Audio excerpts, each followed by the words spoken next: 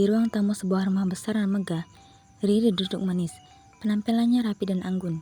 Hijabnya lebar, wajahnya kalem dan senyumnya lembut. Tak lama, langkah kaki terdengar menuruni tangga. Maaf ya, aku agak lama. Tadi mandi dulu biar seger. Gak apa-apa kok mas, aku juga baru banget duduk.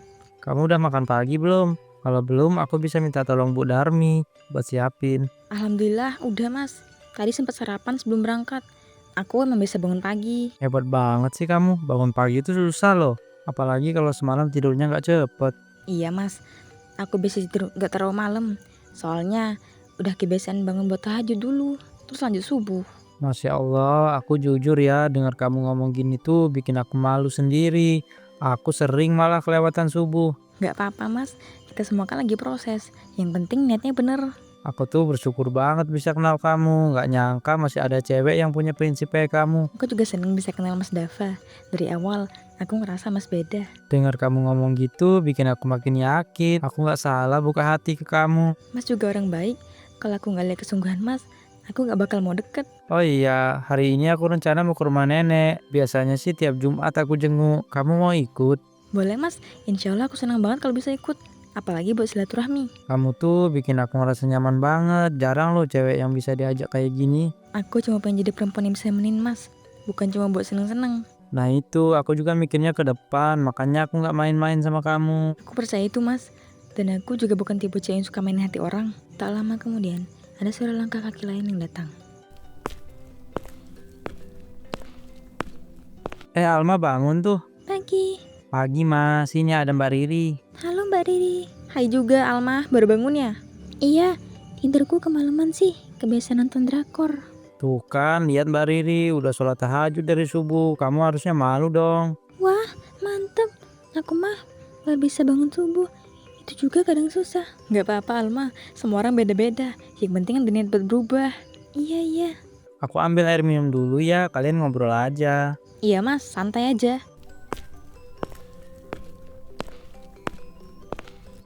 Setelah Dava meninggalkan ruang tamu, suasana antara Riri dan Alma terasa agak canggung. Mbak Riri, tinggal di mana sih sebenarnya? Aku tinggal di Cibubur sama ibu. Ayah udah lama meninggal. Oh, emangnya kenapa nanya gitu? Gak apa-apa sih, cuma penasaran aja. Soalnya Kak Dava tuh biasanya gak pernah bawa cewek ke rumah. Ini baru pertama kalinya aku lihat dia segitunya. Aku juga baru kali ini ngerasa yakin sama seseorang. Dulu aku banyak salah, tapi sekarang aku pengen berubah. Gitu ya? Mbak Riri sehari-hari ngapain aja sih? Kerja, kuliah, atau gimana? Aku sekarang bantuin ibu di rumah. Kadang jualan kecil-kecilan juga, tapi lebih sering ngurus rumah. Jualan? Jualan apaan tuh? Macem-macem sih. Kadang baju, kadang aksesoris, kadang juga makanan ringan, gak tentu. Online gitu? Iya, lewat Instagram biasanya. Tapi aku juga suka ikut bazar kalau ada kesempatan. Wah, keren juga ya. Iya, aku gak mau cuma duduk manis doang. Meskipun aku perempuan, tetap harus ada usaha. Tapi gak kuliah. Dulu sempet sih. Tapi karena kondisi keluarga, aku mutusin buat berhenti. Gak tega liat ibu sendirian. Aku ngerti sih. Emangnya kenapa Alma? Kamu nanya-nanya gini, aku salah ya? Enggak kok. Aku cuma pengen kenal lebih dalam aja. Soalnya, ya itu tadi. Kak Dava gak pernah serius kayak gini sebelumnya. Aku ngerti. Wajar kok kalau kamu protektif sama kakak kamu. Aku juga gitu kalau punya adik laki-laki. Cuma apa? Gak tahu ya. Mungkin karena aku pernah lihat yang kelihatannya soleha banget. Ternyata di luar beda. Kamu mikir aku kayak gitu? Bukan gitu. Cuma aku gak bisa langsung percaya aja sama orang. Ya udah, kalau kamu ragu, kamu bisa tanya langsung apa aja yang kamu mau. Aku akan marah kok. Kamu punya medsos nggak? IG misalnya? Ada sih, tapi udah aku private dan sekarang jarang update.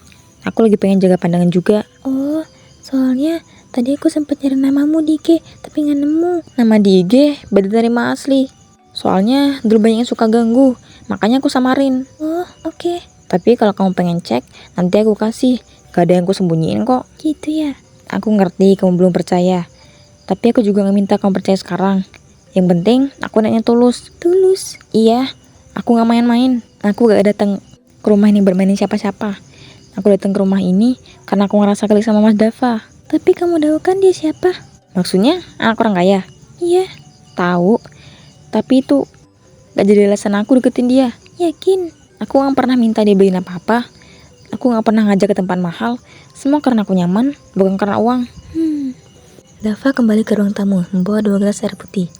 Ia tak menyadari ketegangan tipis yang tadi sempat muncul antara dua perempuan itu. Ini air buat kalian. Aku tadi sekalian nyuruh Mbak buat siapin cemilan juga. Makasih mas. Makasih kak. Kalian ngobrol apa aja tadi? Ya biasa aja, tanya-tanya ringan soal Mbak Riri. Hati-hati mah, nanti kamu dikira interogasi. Gak apa-apa mas, justru aku senang bisa ngobrol sama Alma, biar makin deket juga. Iya, biar gak salah paham juga. Tak lama mereka pergi ke taman belakang rumah. Riri dan Alma duduk di bangku panjang kayu, sementara Dava sibuk menyiram tanaman kecil di sudut. Aku tuh heran ya, tanaman ini disiram tiap hari, tapi tetap aja ada yang layu. Mungkin karena tanamannya nggak cocok sama cuaca di sini mas. Bisa jadi juga sih, atau karena nyiramnya setengah hati kali ya. Hehe. Wah, gak boleh gitu dong. Semua yang hidup kan butuh perhatian penuh. Makanya aku mau belajar lebih sabar, termasuk dalam hubungan juga.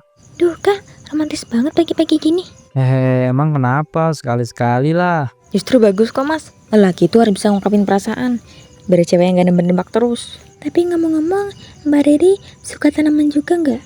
Suka sih, tapi gak pinter rawat. Dulu pernah punya kaktus, malah mati juga. Kaktus aja mati? Iya, padahal katanya kaktus pelintahan banting ya. Berarti kamu harus belajar dari tanaman. Jangan cuma bisa tampil rapi di luar, tapi dalamnya lemah. Wah, bener juga ya.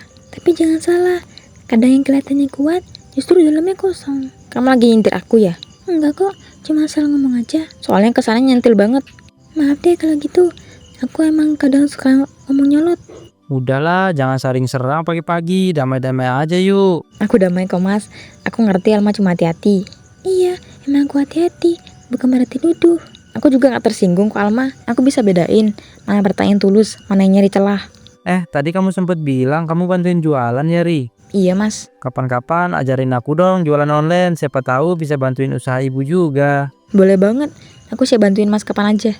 Tapi jangan-jangan nanti mas Dava malah disbisnisin juga sama Mbak Riri. Waduh, itu serius nyindir atau bercanda nih? Bercanda lah, kalau pas dengannya benar. Lucu kamu ya. Kamu jangan keras-keras ke Riri terus mah. Nanti dia nggak mau main ke rumah lagi. Aku justru pengen dia betah. Tapi betahnya jangan pakai topeng. Masya Allah, kamu tuh. Riri, kamu mau nggak aku antar pulang? Atau mau nunggu dulu di sini? Soalnya abis ini aku mau jemput mama ke salon. Kalau boleh, aku nunggu dulu deh. Nanti aja bareng mas kalian. Oke deh, aku nggak lama kok. Makasih ya mas. Aku temenin Mbak Riri deh, biar nggak sendirian. Ya udah, aku tinggal dulu ya. Dava masuk ke dalam rumah. Begitu menjauh, Alma duduk sedikit lebih dekat ke arah Riri. Tatapannya tidak semanis tadi. Aku tuh bukan cewek jahat ya mbak, tapi aku udah sering banget lihat perempuan kayak kamu. Maksud kamu, perempuan yang kayak apa? Yang kelihatannya benar, manis, sopan, tapi ternyata penuh kepalsuan. Aku gak tahu kamu dapat pikiran itu dari mana, tapi kok gak seburuk yang kamu kira. Kita lihat aja nanti, yang palsu pasti gak bakal kuat bertahan lama. Malamnya, di ruang keluarga rumah mewah mereka, Alma duduk di sofa panjang dengan wajah serius. Dava berdiri dekat jendela. Mas, aku pengen ngomong jujur nih. Aku masih gak yakin sama Mbak Riri. Kenapa mah? Aku lihat dia tuh bener-bener baik, alim, dan sopan. Tapi aku kan gak cuma lihat dari luar aja mas. Aku pernah dengar gosip tentang dia gak sesama ditunjukin. Gosip mah, kita nggak boleh langsung percaya sama gosip. Bisa jadi itu cuma fitnah atau salah paham. Iya, aku ngerti itu. Tapi aku juga gak bisa tutup mata kalau ada yang janggal. Aku cuma pengen kamu hati-hati. Aku hargain perhatian kamu mah, tapi aku yakin sama Mbak Riri. Dia nggak bakal bohong atau nipu aku. Aku gak mau nanti kamu terluka mas. Aku gak mau lihat kamu nyesel. Kalau sampai nanti aku terluka, aku yang harus siap, bukan kamu. Aku yang pilih dia, jadi aku yang bertanggung jawab. Aku cuma ada yang sayang sama kakak. Aku tahu itu mah, tapi tolong percaya sama aku juga. Aku bakal coba mas. Tapi aku tetap waspada. Aku juga akan hati-hati. Aku nggak mau hubungan ini rusak karena prasangka. Semoga semuanya berjalan baik-baik aja ya mas. Amin. Beberapa hari kemudian, saat sore hari, Alma keluar rumah dengan santai sambil membawa tas kecil. Ia berencana ke Indomaret membeli pembalut karena sudah hampir habis. Sampainya di sana, matanya tertuju ke Riri yang sedang ditemani seorang cowok. Kok bisa ya? Mbak Riri yang selama ini gue kira alim, pakai baju kayak gini. Ini jelas jauh dari yang gue bayangin. Alma diam-diam mendekat sedikit, mencoba mengubah pembicaraan mereka tanpa ketahuan. Kamu tahu kan, aku cuma perlu tampil baik sama Dava. Beda percaya sama aku, dan semua jadi lancar. Tapi kamu yakin dia gak bakal curiga? Soalnya dia kan anak sultan, gak sembarangan orang bisa deketin. Makanya aku harus bisa jaga tampilan. Orang lihat aku solehah, ramah, dan selalu perhatian sama dia. Terus kamu gak takut nanti beneran ada yang bongkar? Enggak lah, aku kan pintar nutupin semuanya.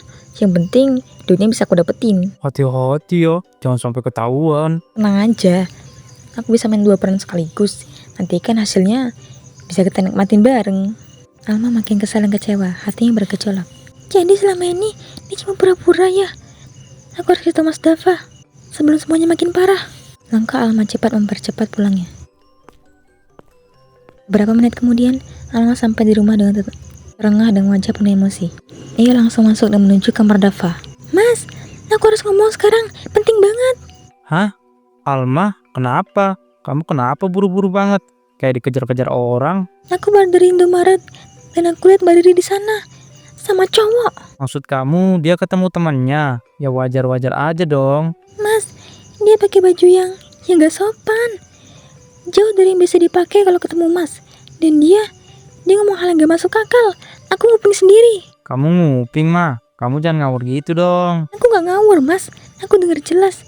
Dia bilang ke cowok itu kalau dia cuma pura-pura alim biar sedikit sama Mas. Itu cuma persepsi kamu mah, mungkin kamu salah dengar. Kamu aja yang terlalu curiga dari awal. Mas, aku tahu yang kulihat dan aku dengar.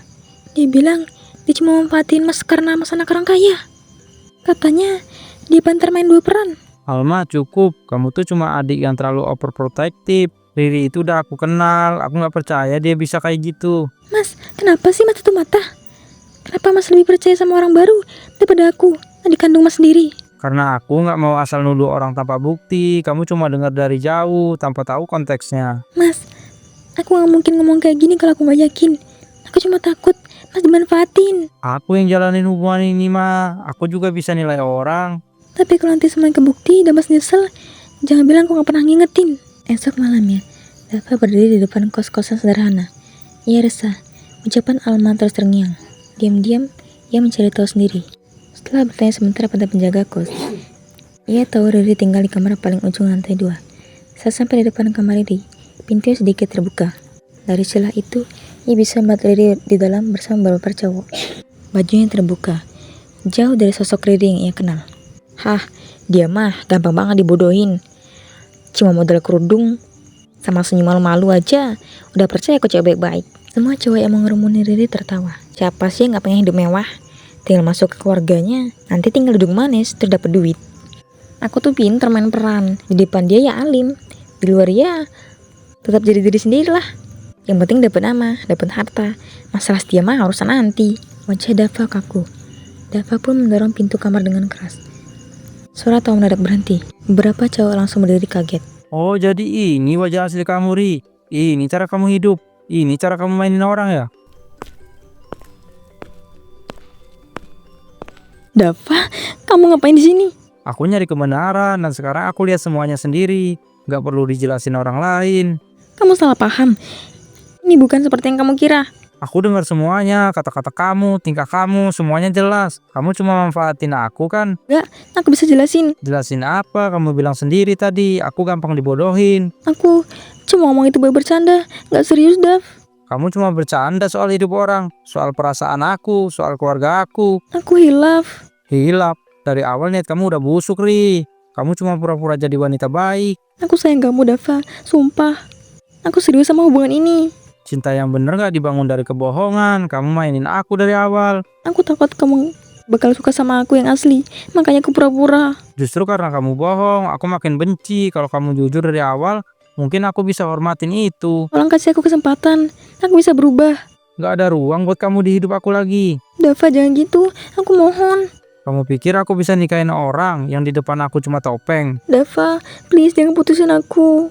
Gak usah bilang apa-apa lagi, aku pergi. Dan anggap hubungan kita selesai malam ini. Dava, dengerin aku dulu. Dava melangkah pergi tanpa menoleh. Ia pergi dengan langkah mantap.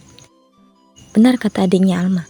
Ternyata wanita yang kelihatannya baik belum tentu itu sifat aslinya.